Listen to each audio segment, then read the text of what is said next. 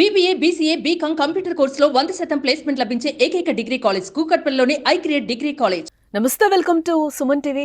రైతు రుణమాఫీ అనే ప్రధాన అస్త్రంతో రాష్ట్రంలో అధికారంలోకి వచ్చిన కాంగ్రెస్ ప్రభుత్వం ఈ దిశగా అడుగులు వేస్తోంది.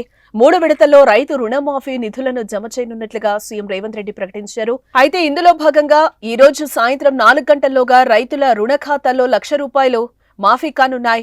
ఇక ₹1,00,000 నుంచి ₹1,50,000 వరకు ఉన్న రుణాలను ఈ నెలాఖరులోపు విడుదల చేస్తామని సీఎం రేవంత్ రెడ్డి తెలిపారు.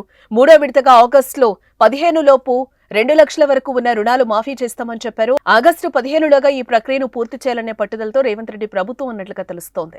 ఈ సందర్భంగా సీఎం రేవంత్ రెడ్డి మాట్లాడుతూ ప్రతి రైతుకు రుణ విముక్తి చేయాలన్నదే కాంగ్రెస్ ప్రభుత్వ లక్ష్యమని అన్నారు. 2022 మే 6న వరంగల్ డిక్లరేషన్ ద్వారా రాహుల్ గాంధీ రైతులకు 2 లక్షల రుణమాఫీ చేస్తామని మాటిచ్చారని గుర్తు చేశారు. ఆగస్టు 15లోగా రైతు రుణమాఫీ చేస్తామని పార్లమెంటు ఎన్నికల ప్రచారంలో చెప్పామని, అయితే ఆర్థిక నిపుణులు కూడా రుణమాఫీ కష్టమని చెప్పారని అన్నారు. రైతు రుణమాఫీ చేస్తామని రాహుల్ గాంధీ మాటిచ్చారని, రాహుల్ గాంధీ మాటిచ్చారంటే అది చేసి తీరుతారన్న నమ్మకం కలిగించడం తమ బాధ్యత అని చెప్పారు.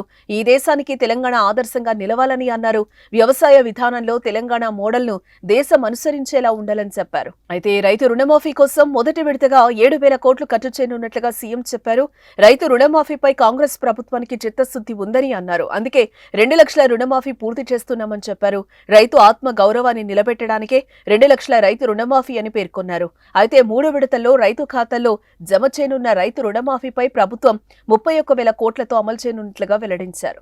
సుమన్ టీవీలో మీ పర్సనల్ అండ్ బిజినెస్ ప్రమోషన్స్ కోసం కింది నెంబర్కి కాంటాక్ట్ చేయండి.